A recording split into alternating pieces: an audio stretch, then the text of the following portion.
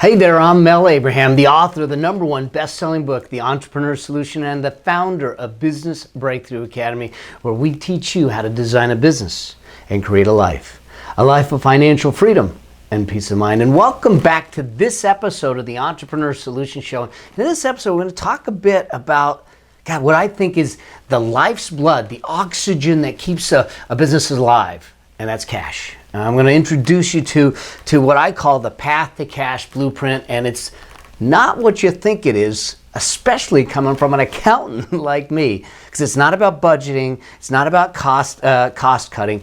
Yeah, those things matter, but we're not going to spend the time on that. We're going to talk about something else, and I want to introduce you to that right after this brief introduction.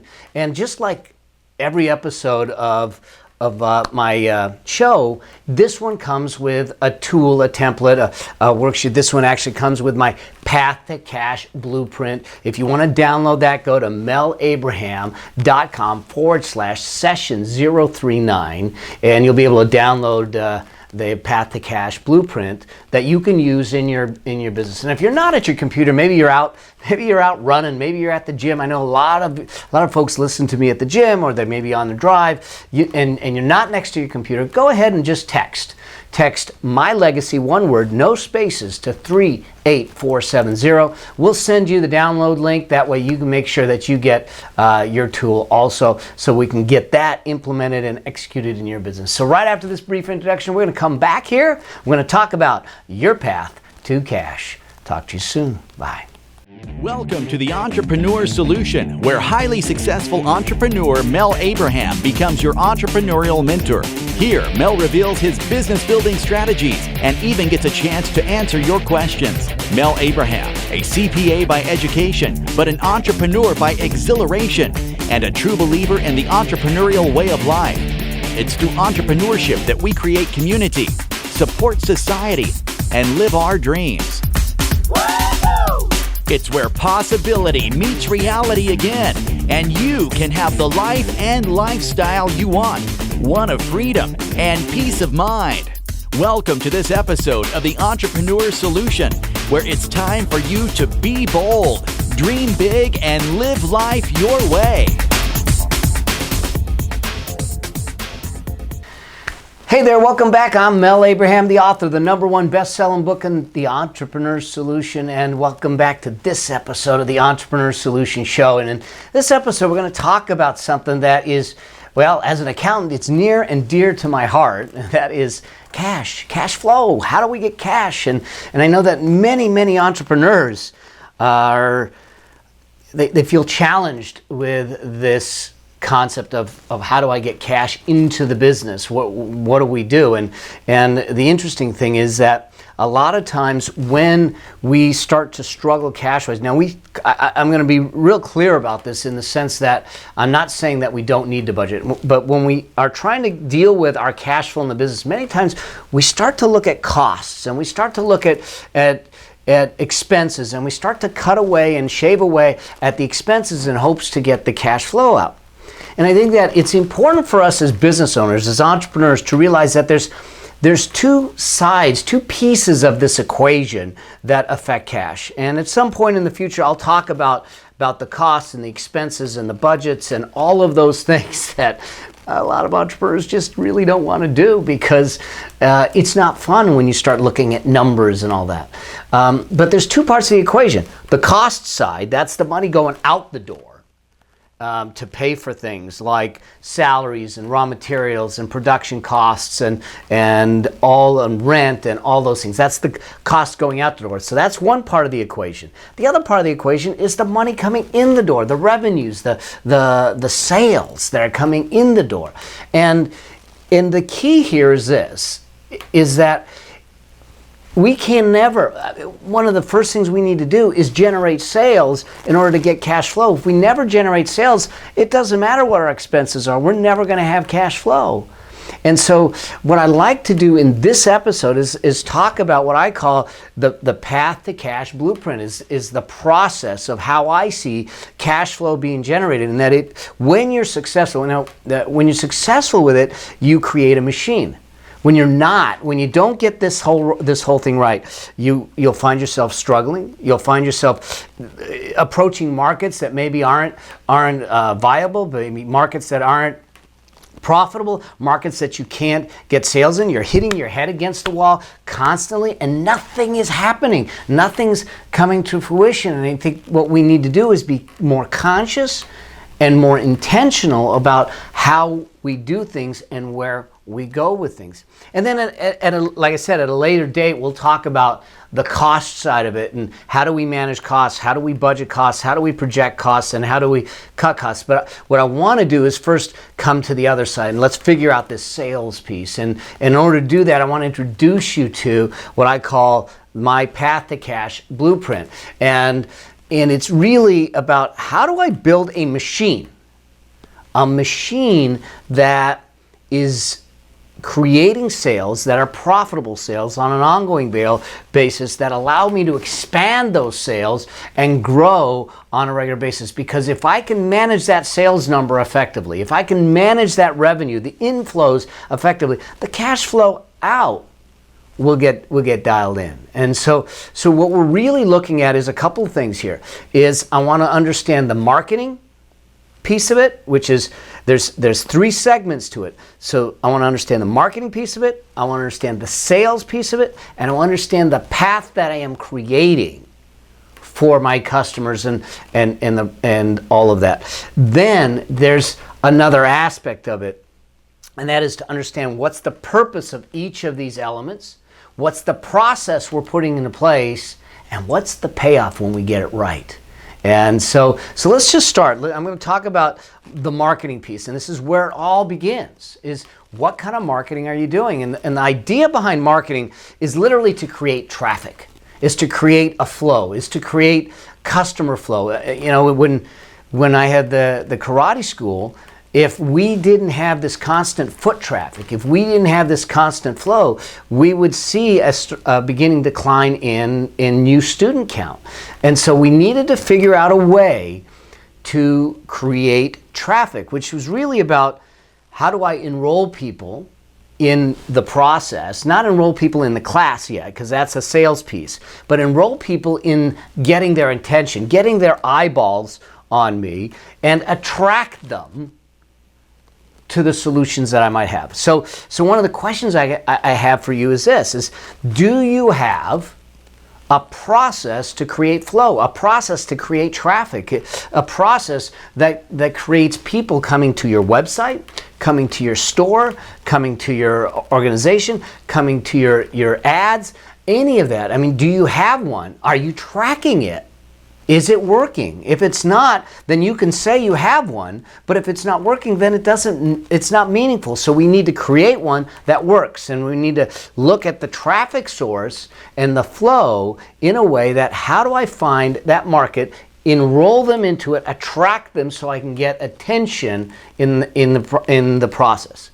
Now, what's the process of marketing, and how I want you to think about and shift your mindset around it is the process of marketing is to get engagement. It's not to get sales. It's to get attraction. It's to get engagement. It's to turn around and have someone raise their hands, to open their eyes and say, I see you and I think you can help me because it looks like you have the solution for my needs.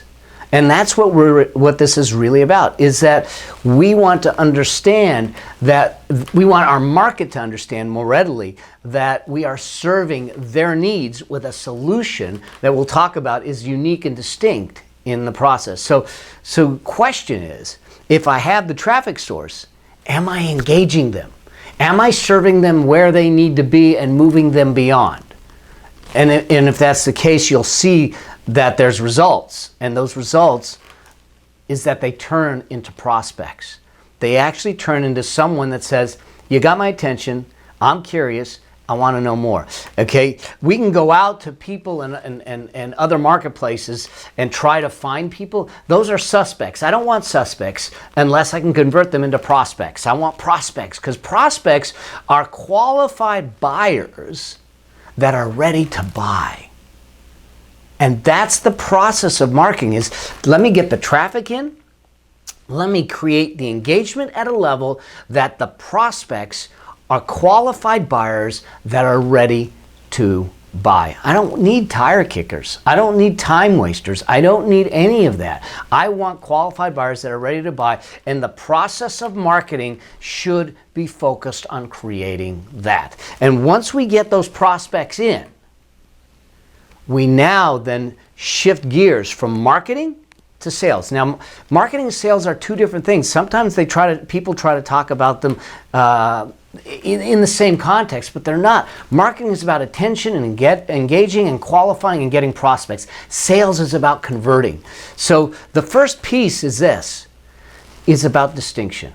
In order to get the sales, I believe in today's environment, in today's economy, in today's world, in today's connected world through the digital media and the variety and the plethora of choices, that's a big word, plethora, of choices that we have amongst us, that we need to be distinct. And if we're not distinct, we will not stand out, and we're not going to be able to command the higher price, and we're not going to keep their attention. Remember, we got their engagement, we got them as a prospect. Now we need to speak to them and convert them into sales. Convert them into sales with distinction. And when I talk about distinction, it's really about the conversion process and the experience you bring to them. And that's where distinction can come from, is that you create a customer experience that's vastly different. I'll give you for instance, that just happened to me last night. I've got a upcoming event, it's called Titans Think Tank and Thoughtpreneur Academy that I do, where it's a live event to work with people on packaging their intellectual property and creating intellectual property in a way that is valuable and teachable and commercially viable, so we can sell what we know.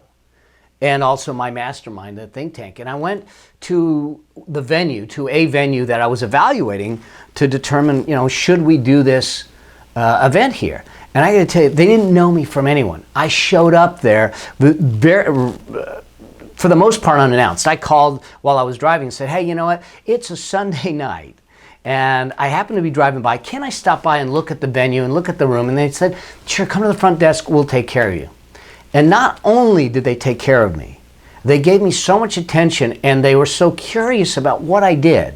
And they asked questions, and they wanted to know, sincerely wanted to know, at a level that I walked out of there and said, this is a cool feeling. This is a cool place. And it looks like that's where we're going to hold our event, because of the fact that that's the way they treated me. They created a unique experience that was memorable. To me, that was valuable. And it's an experience that I wanted to experience again. And I want my highest level clients in my mastermind, my think tank and Thoughtpreneur, I want them to experience that care and that caring also. And so they created an experience that's going to convert into a sale for them and to convert into a customer for them. And now once they've done that, what's the process? It's really about building trust.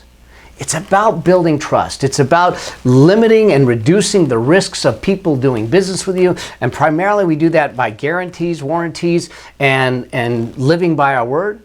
Because at the back end of this, what I want is, I don't want satisfied customers. It's great to be satisfied. Yeah, the meal was satisfied. Can you imagine going home to your spouse and they just slave all day on dinner, and they go, how was it? And you go, yeah, I'm satisfied. I mean, it would be, my wife, and I would deserve it. She'd strangle me, and I would deserve it, because she's a phenomenal cook, and she does some amazing, amazing things, and I think you need to acknowledge that. So what I want is not a satisfied customer. I want ecstasy. I want them to be ecstatic with the work they're doing. And so do you have a process in place through the sales process that creates a situation, experience for the customer, that builds trust and makes them ecstatic that they did business with you, and that they're running and being willing to give you more money to do more business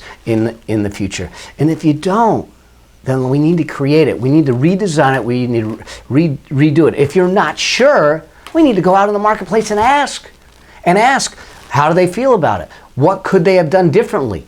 What more could you have done? What are they looking for? Ask them so you're not guessing in the process, because the payoff on that is that you transform that relationship. You transform a relationship in a way that is meaningful because you've created value for them. And in the process, you create sales. Which takes us to this next piece. That piece is what's the path? The longer term journey, the path for your customers, for your clients in the process. And many times we think of things transactionally, which brings us to the next piece, and that's the path that you're creating for your customer, for your client.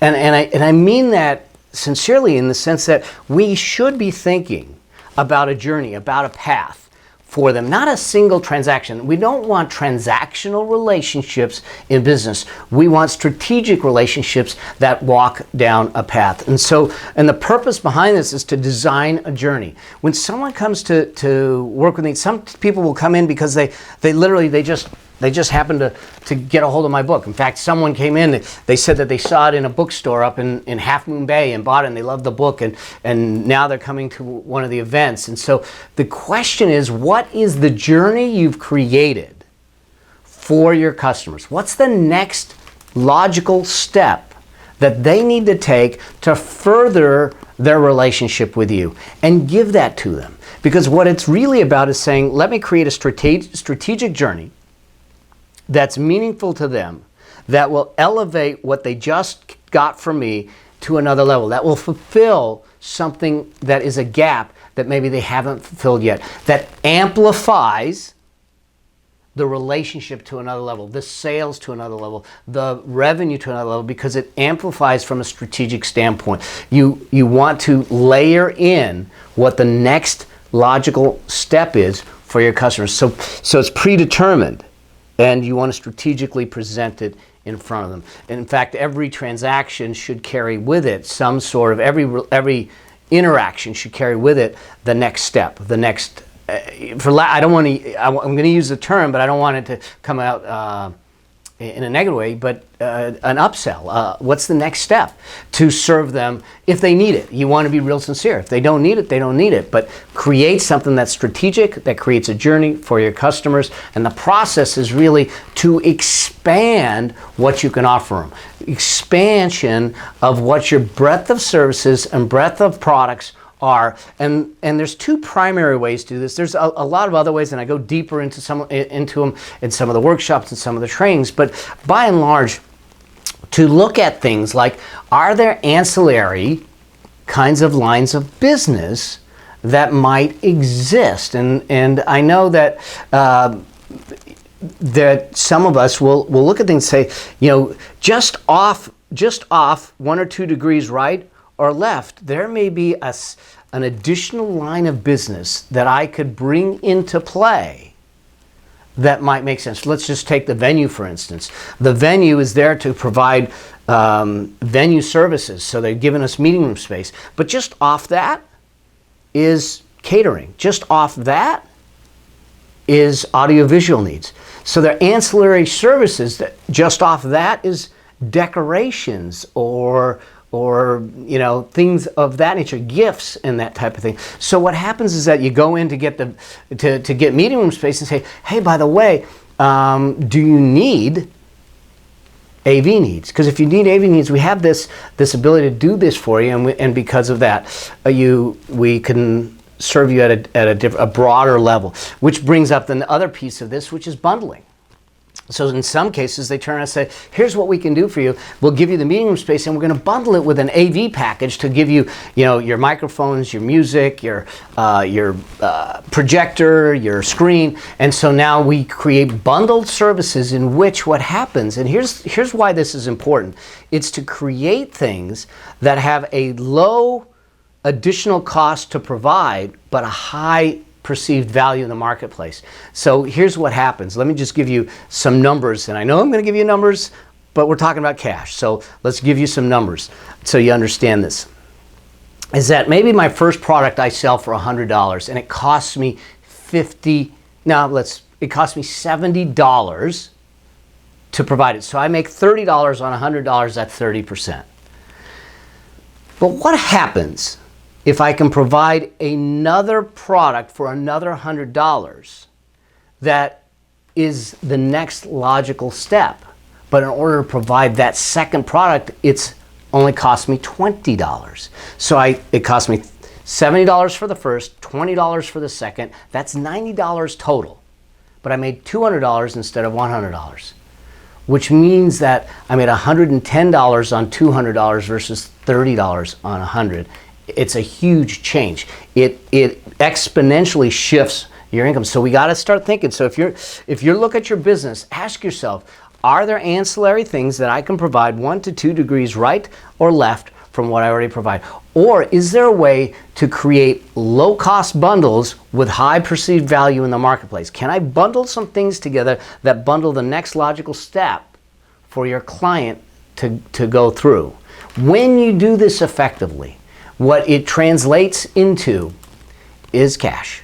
And the key behind this is cash is what fuels your growth. And when we are focused on expansion, there's a term called accretion, which means that there's a layering of cash at a higher and higher level, meaning that's why we were able to get, instead of $30 in profit after we pay costs, $110.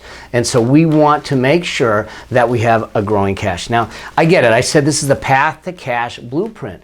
But but we didn't spend a lot of time talking about cash. We did.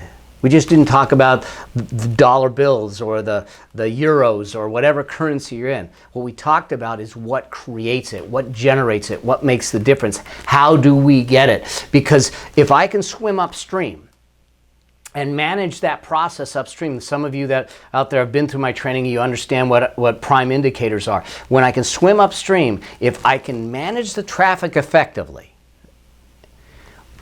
create engagement effectively, which makes sure that I have buyer-ready prospects, created an experience for them that converts them into the sales process, that builds ecstatic customers with trust, that gives them a transformative relationship of value, and then give them a strategic journey along the path, your cash isn't going to be a problem.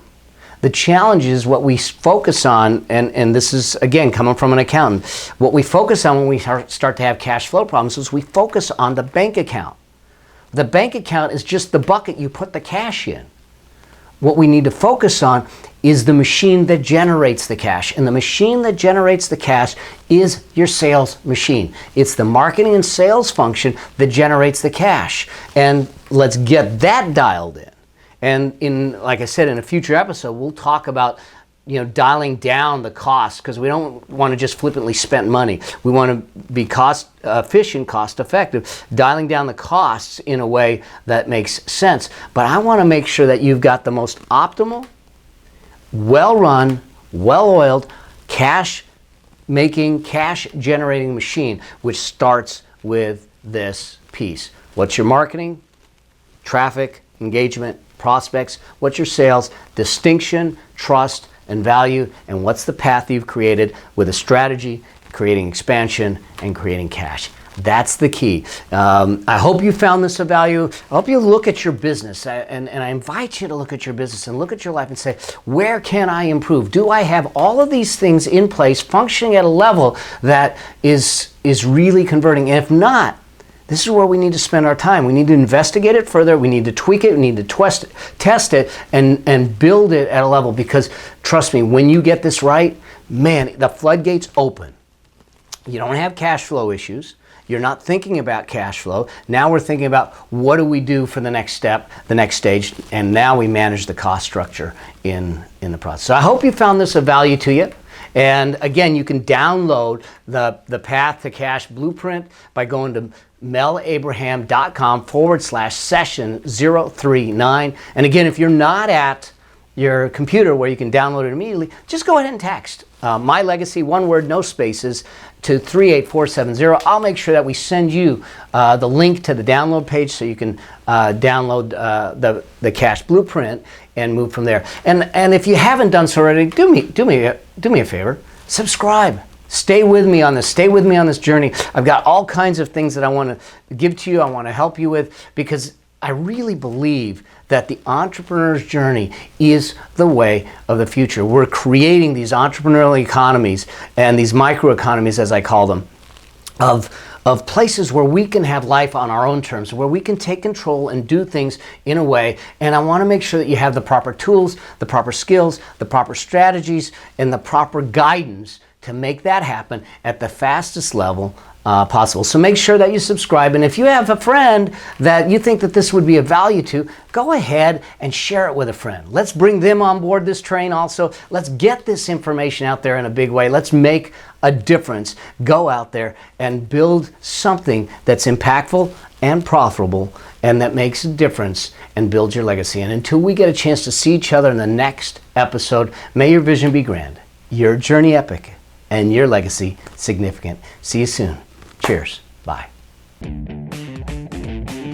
We hope you enjoyed this episode. Make sure you subscribe so you get access to all of Mel's business and success tips. And if you like this episode, share it with a friend. If you have a specific business or success question, you can ask it at www.askmelnow.com. Remember, it's all about being bold, dreaming big, and living life your way.